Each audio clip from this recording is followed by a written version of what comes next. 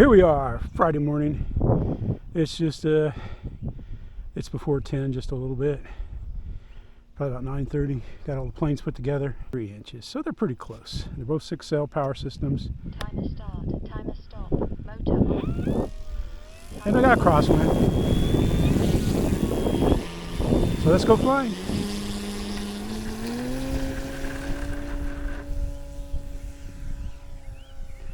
I took off heading that way.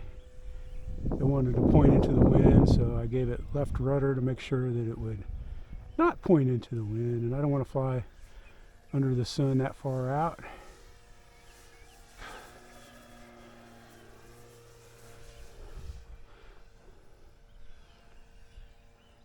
Need to get up just a little bit higher. There we go. More rudder, there we go.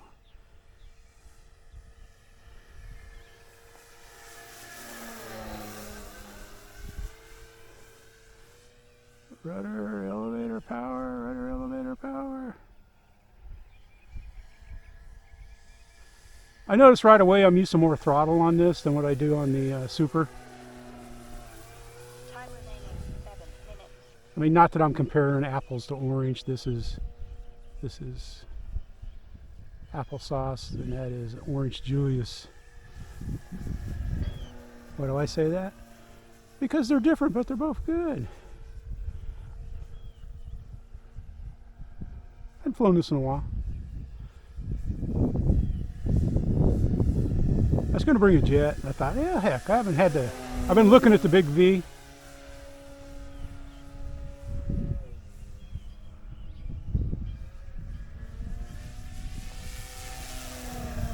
Since they came out with the big balsa timber, it doesn't get as much love, this balsa V, but it's a great plane, man.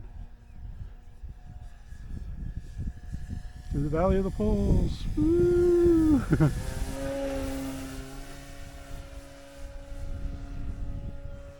I don't have ASX on this. It's getting whipped. It's getting whipped. It's getting whipped around just a tick with the wind. So we can't bring it in for a landing. Takeoff flaps. Ooh. Go one click of flaps on this one.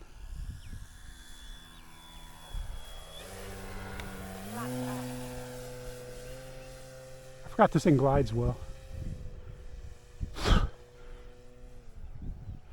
Has a nice shaped wings. I think they're semi. Don't really want to be that low out there. Takeoff flaps. Got a little more wind. Landing flaps. It doesn't stall. It just likes coming in. Timer stop, timer start, timer stop. Well, not quite hard like that. I screwed that all up. God, I've been landing badly. Flaps up.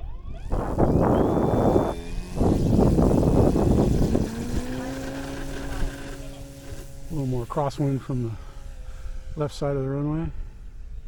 I've just been landing poorly. I've been misjudging my touchdowns.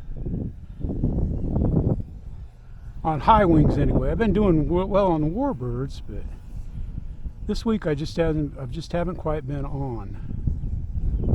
No flaps this time because of the wind. It's blowing pretty good.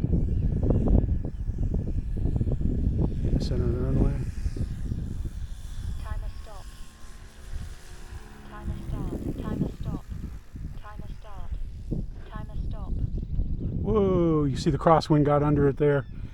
And right up there, right before that pole, about 20 feet in front of that black and white pole right there, is a little hill. Timer start.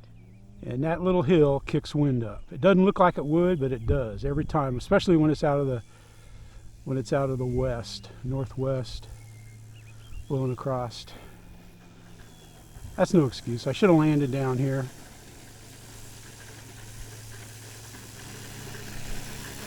Like I said, I just been off.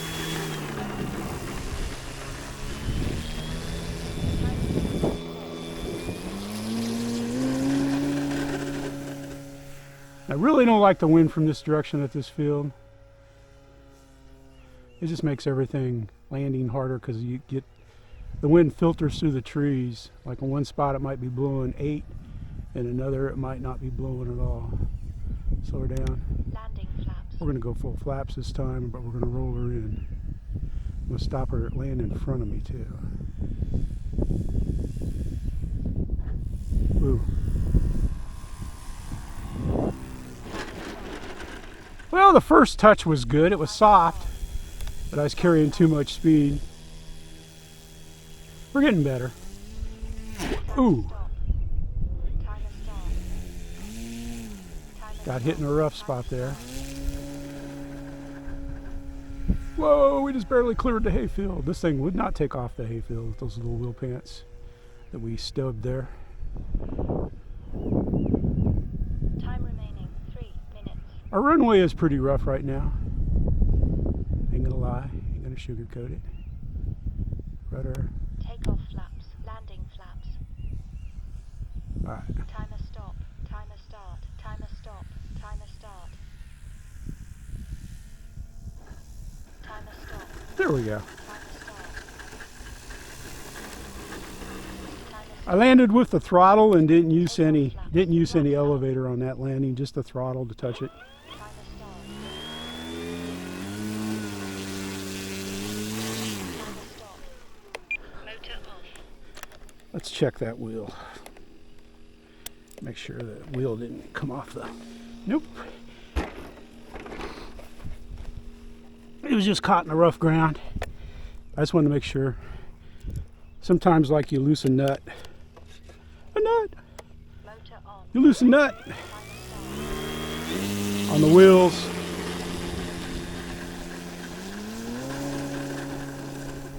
And you use a lot of right rudder to get it up. One to churn into the wind, which is okay. That's what planes like to do. On account of that thing on the back. Bring her down.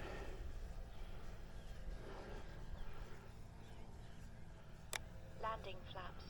Ooh.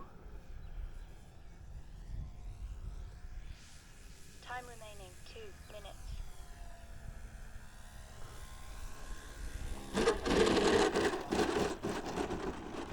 That was a nice landing there. Flaps up. Timer start.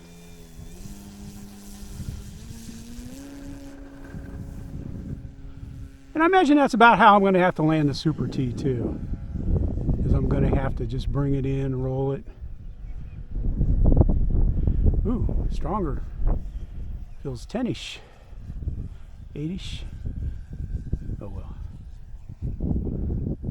Make the churn. Landing flaps. See if we can rudder it back on the runway. Oops. I touched the ailerons. Flaps up. I bumped it. I had to come out of my pinch, and my thumb is behind the stick, and I pushed up on the throttle just a little bit, but I didn't have the control I normally have. All right, this is much better. Time remaining 1 minute. Landing flaps. The wind is causing me a little bit of a headache here. Let's get her in the runway. Timer stop. Oh yeah, that was sweet right there.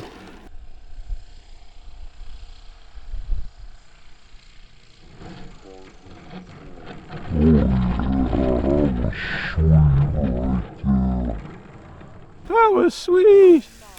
Flaps up. Should always taxi with flaps up.